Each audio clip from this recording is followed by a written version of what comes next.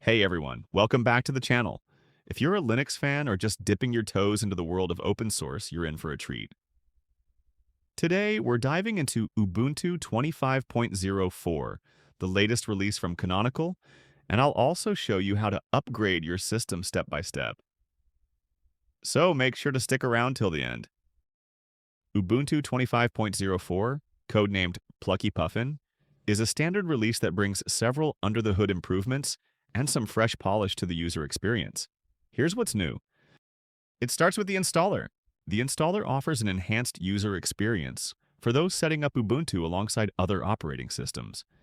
It includes advanced partitioning and encryption options and provides improved compatibility with existing BitLocker-enabled Windows installations.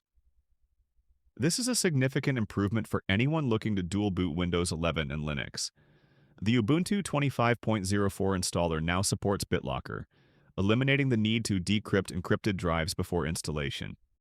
Ubuntu 25.04 comes with the latest GNOME 48, featuring support for triple buffering and a smoother install and boot experience.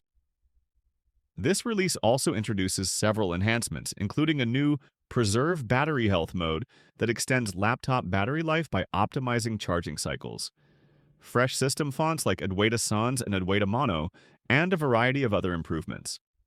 Ubuntu 25.04 ships with Linux kernel 6.14, the latest stable release, bringing a host of cutting-edge features and enhancements.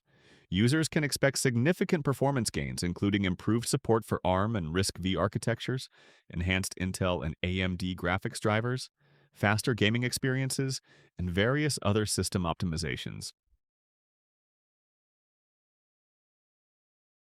A new well-being panel in Settings introduces screen time tracking and usage controls, similar to Apple's Screen Time, but tailored for Linux.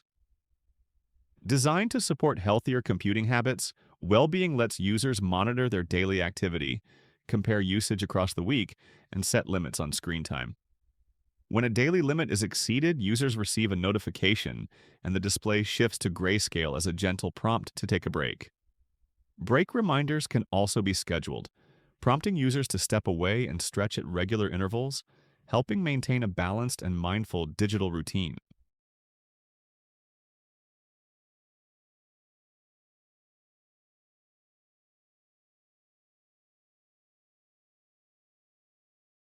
Ubuntu 25.04 introduces initial support for HDR. If you have a compatible HDR monitor, you'll see an option to enable it in the display settings. Though that's the key requirement. No HDR monitor, no HDR option. That said, HDR support in GNOME 48 is still in its early stages. Think of this as the first step toward full integration, not a complete implementation just yet. If HDR is a priority for you, you might want to explore a more up-to-date distro running KDE, which currently offers more mature and reliable HDR support.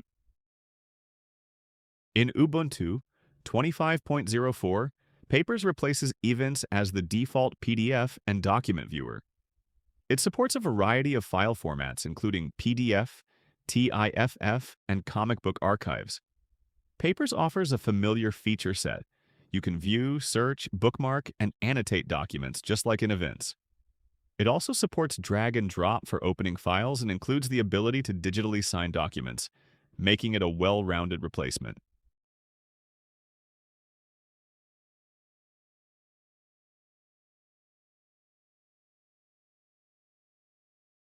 Ubuntu 25.04 comes with the latest Network Manager 1.52, bringing a number of practical improvements to networking. Notably, this update includes enhanced support for IPv6, making network configuration and connectivity more robust out of the box. Although I haven't seen notifications myself yet, GNOME 48 introduces stacking in the notification list. Notifications from the same app are now grouped together into expandable stacks, making it easier to browse and manage them. This not only keeps things tidy, but also prevents the notification list from growing too long and overwhelming. Ubuntu 25.04 ships with APT 3.0, featuring a more efficient package dependency resolver that enhances how installations and upgrades are handled. Thanks to its backtracking algorithm, APT 3.0 can resolve dependencies more intelligently and deal with complex package conflicts more gracefully. You'll also notice some visual updates. When installing, removing, or upgrading packages, APT now uses clearer color coding. For example, new dependencies show up in the familiar green, making it easier to understand what's happening during the process. Ubuntu 25.04, Plucky Puffin, is available for download from the official website as Ubuntu Desktop. You can download the ISO image and install it your computer. You can also try it on a virtual machine.